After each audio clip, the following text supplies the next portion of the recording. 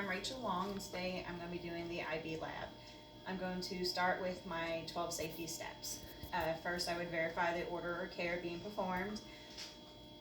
I would then perform hand hygiene before and after every procedure. I would verify the procedure policy per facility and gather all my equipment. I would then verify the dates and all the information on the equipment.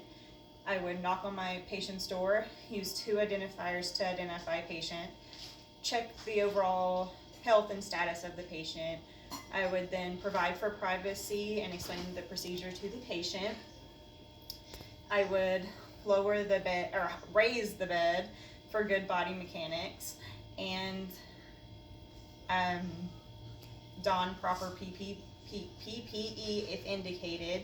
When I'm done, I would lower the bed and side rails per care plan and put call light within reach. And lastly, I would document all my findings. So next, I'm going to start with the flow rate. I'm going to do 60 drops per minute.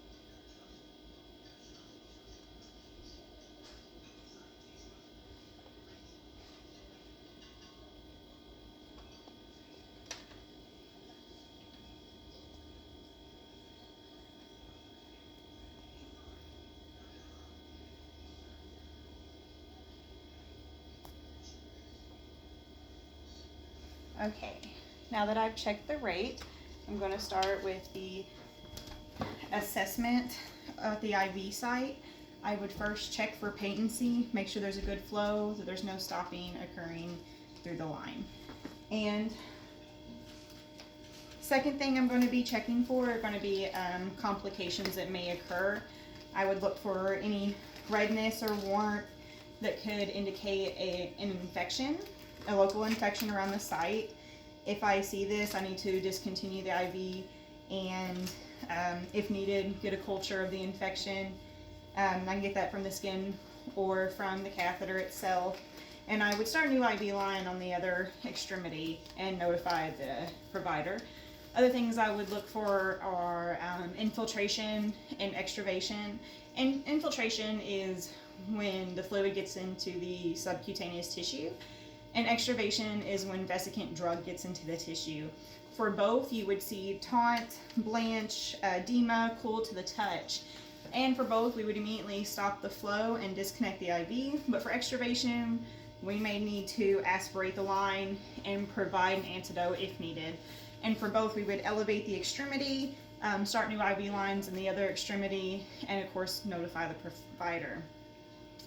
Other things to look for could be phlebitis, which would be warm to the touch. There would be redness, tenderness, pain.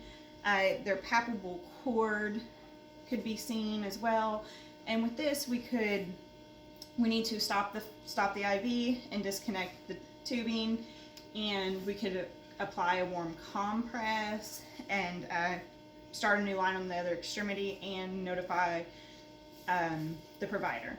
Other things we would look for is going to be like a hematoma. Is there any bleeding present? Septicemia, fluid overload, air emboli or catheter emboli, or other things you could see.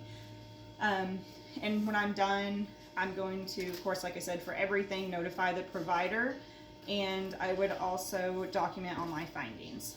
So next, I'm going to discontinue the IV. So I'm going to start with stopping the fluid, clamping the line, and turning off the pump. And then I would come here and of course I have my gloves on from when I was doing the assessment, I would pull back the tape, making sure the skin is tight and that I'm not touching the skin again with the tape, overlapping itself, and making sure that the catheter stays in place while doing so. Next, I'm going to pull the catheter out, and I want to keep it even with the vein as I do this, making sure that the catheter is intact and looking for any drainage that may appear. I would discard this item per facility policy. And while I'm doing that, I'm going to have my gauze ready, either usually 2x2 or 4x4, ready to apply pressure once it's out. I would hold the pressure for 2 to 3 minutes, up to 5 to 10 if they're on any blood thinners. And once I'm done, I would discard, and I would document my findings and report the patient's overall condition, how they responded to the procedure. Thank you.